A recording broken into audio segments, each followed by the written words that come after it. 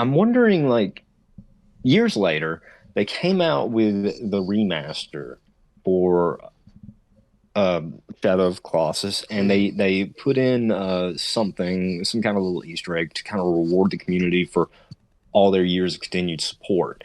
But what finally gave through, eventually, someone on YouTube, and I forget their name, and I apologize for that. But they finally emulated the game on PC and were able to fly through walls and give people a definitive answer of there is nothing else. Hmm. Um, Even those little sprites that were all over the map.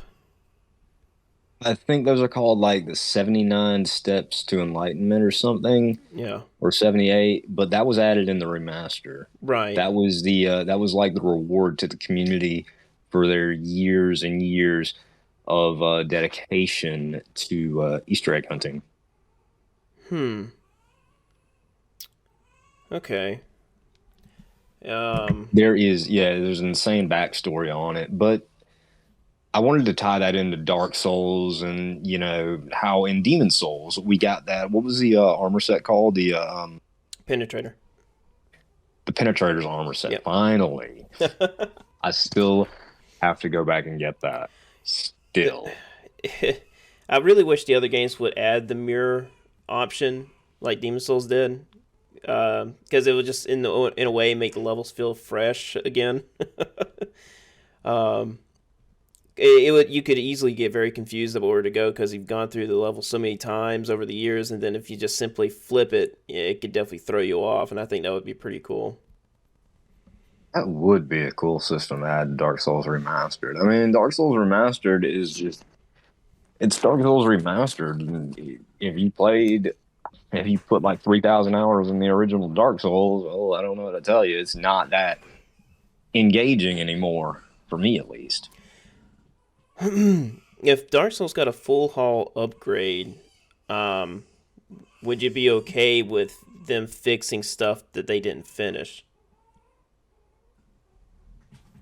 Okay, for one, I would like the 3D movement that they have in like the newer titles, like Dark Souls 3, Bloodborne, and Elden Ring. That like, and being able to move out of the emotes and stuff. I Mm-hmm. would like that. That would be incredible to add.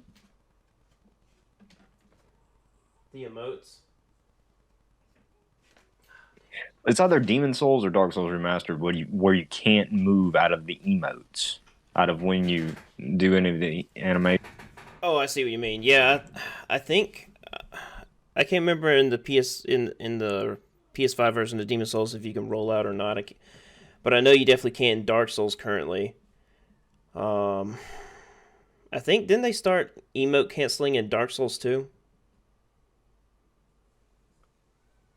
I want to say yes, but Dark Souls 2 has always been a sore spot for me.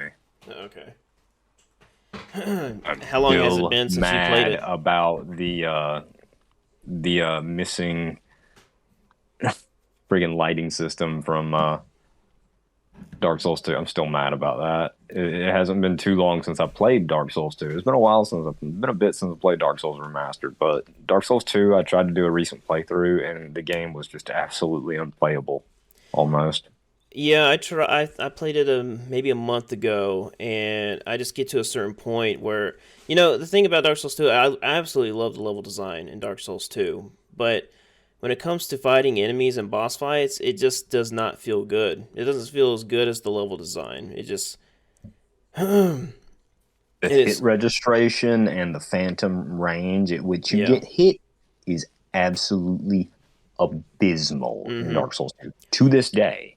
Now, maybe there are patches on PC or something. I don't know. I don't play it on PC. I play it on console, on PlayStation, Yeah. because that's just the best system to play Dark Souls on. Yeah, especially if you don't want to. If you don't want as many hackers, I mean, I realize hackers can access those consoles, but it's just not as infested. Prevalent. Yeah. Um.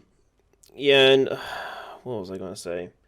Oh, yeah, you can. A lot of people argue that you just have to get used to the bad hitboxes in Dark Souls 2, and it won't be a problem. But the issue with that is, if you prefer the other games and you eventually go back to Dark Souls 2, you always got to adjust yourself back to the problematic hitboxes, and it ends up being a waste of time mainly, and it's just not as satisfying in the end. Exactly. That phantom range in Dark Souls Yep. 2 was absolutely crazy. And I think you have to spec into what is that weird janky stat they have that makes the game unplayable unless hmm you upgrade it. Yeah, adaptability. Adapt a freaking ability. I don't even know what exactly that does. I've never had it explained to me in depth. I just know that if I don't put points into that, I'm gonna have a bad time. I'm gonna have a bad time regardless, but I'm having an even worse time if I don't up adaptability. You might as well just rename it. Just think of it as make as a smoother gameplay adjustment stat. It just makes everything run so much smoother, and it really sucks because you got to put a decent amount into it just so it can feel normal. That's a horrible idea. Yeah, and adaptability at 20 is probably the least you should have it. That's where I usually cap it. But if you want the game to feel really, really normal, at least close to the other games, you got to get it at maybe I think it was 50, and you can't put you basically just dumping a bunch of points into something that should have been initially implemented. They should have just whenever they released the Scholar of the First Sin, they should have just had a patch. They should have just Mm-hmm. patched it out. They Yep. should have patched out adaptability. Soul memory should have been removed too. Um, Now they did put in that ring that stops you from gaining souls, but I guess they did that because it's weird how putting a ring was easier than them simply stop just removing soul memory accumulation or just matchmaking. I don't know. I really just I guess they just did that because they wanted other people to have the option, but I don't think anyone liked it. So that also doesn't make any sense. Dark Souls 2 is such a sore spot for me. I Yeah. can complain about it all Yeah. day. I mean, I still love it because, like I said, the level design in Dark Souls 2, I find it absolutely fantastic. Like the Iron Keep, I went through the Iron Keep and I had a blast just going through and figuring out the best way to handle all the enemies and get all the way through to the end. And then I'm just disappointed by the boss. The DLCs were I remember the first time I went through the game and played through all the DLCs and it was incredible because I played it at release. I was there. I was absolutely livid when they told us that hey we had to remove the lighting because the consoles couldn't handle it. I, I find the lighting in Dark Souls 2. I find myself really enjoying the lighting in Dark Souls 2, especially when it comes to torches, when you're lighting darker areas. I think it's the most impressive Dark Souls 2 compared to the other games, in my opinion. I don't know, it just looks crisp. It just looks really It, crisp to it it me. can be atmospheric at Yeah. times, but okay, in Elden Ring, they full on re-added that. The lighting system that was supposed to be in Dark Souls 2 is in Elden Ring, and it's beautiful and atmospheric and just wonderful at times. And so I kind of forgive them because we got Elden Ring. Yeah. But in Dark Souls 2, it's just you kind of see what should have been there going through it, hmm and it's just disappointing Yeah. seeing what could have been. I often like to, imagine what if they just grabbed the bosses, no, the level design from Dark Souls 2 and just plopped it into Dark Souls 3. That way we can have awesome level design and awesome boss fights in the same game. There may be a PC mod. I wonder if there's someone's done that on PC. Well, what do you think about the level design in Dark Souls 3? Did you like it? Dark Souls 3 level design, Yeah. I quite enjoyed it. Yes. I Okay. mean, too many swamps for my taste, but I mean, it wouldn't be a Souls game without a lot of swamp. Mm-hmm. I don't know. For some reason, I never liked the level design in Dark Souls 3. I love the bosses to death. It's definitely the best bosses we've seen, in my opinion. But the level design, there are some parts that I really like the Cathedral of the Deep. I love being able to run through there and figure out the enemy behaviors. They'll just simply dash through and get to the end. But of course, the boss fight at the end sucks. But I really like that place. Of course, the Ring City is really good. I really like a level design where you can run through it and you just got to figure out how to manipulate the enemies in your favor. Rushing through a level, if it feels like solving a puzzle, then I really love it. But if you're running through it and just enemies are just not doing anything, I find it very bland.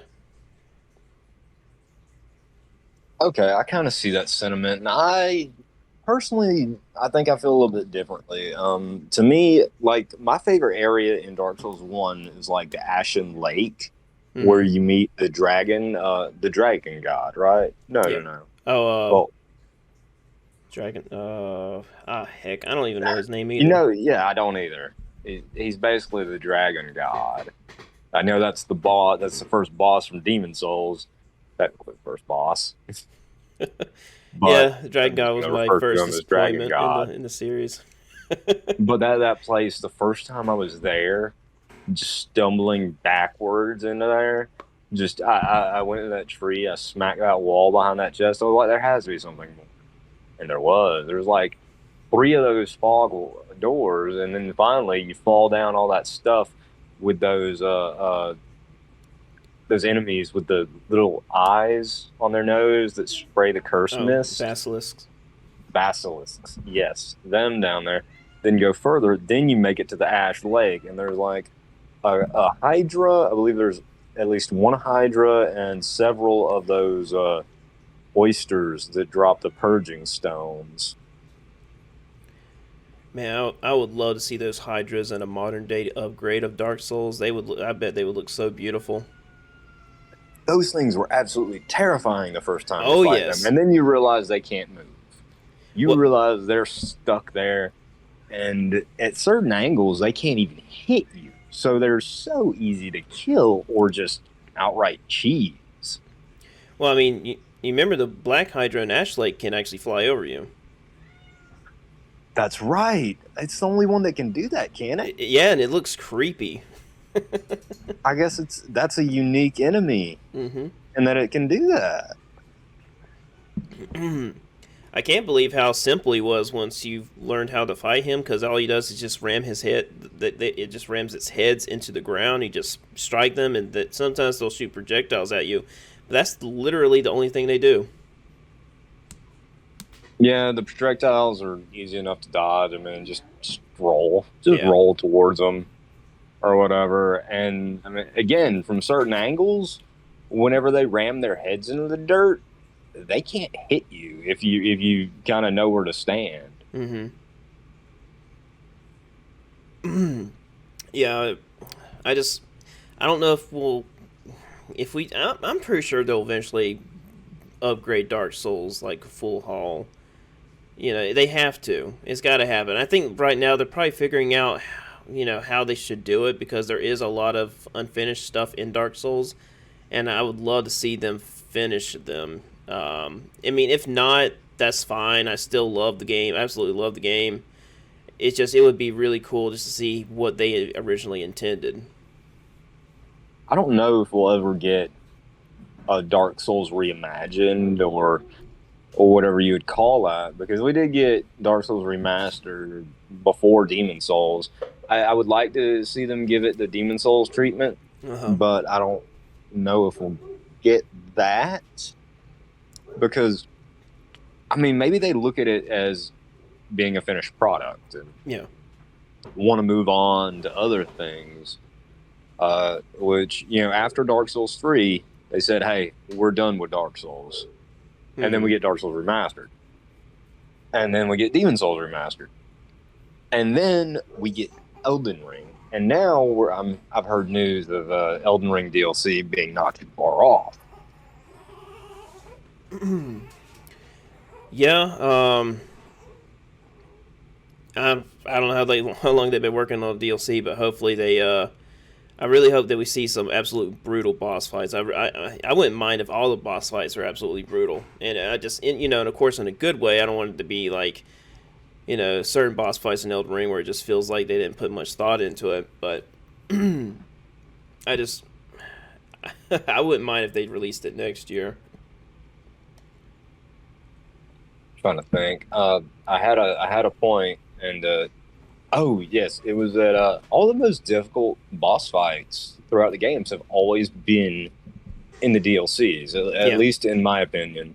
Because I mean, Gwyn wasn't much of a final boss. Once you finally get to him in Dark Souls, he Hmm. was a little bit disappointing. I think we all kind of bitch slapped him the first time around, right?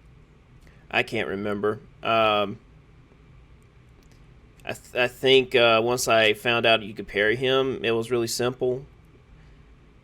That was pretty Yeah, much the only time I was ever parrying back then, and I found it extremely simplistic. And then I tried not parrying him, and it was just brutal. I'm like, man, I'm just gonna stick with parrying. But I know the next time I get to him, I'm going to definitely study him and see where the iframes are. Gwyn was always a pushover because by the time I had finally made it to him, Hmm.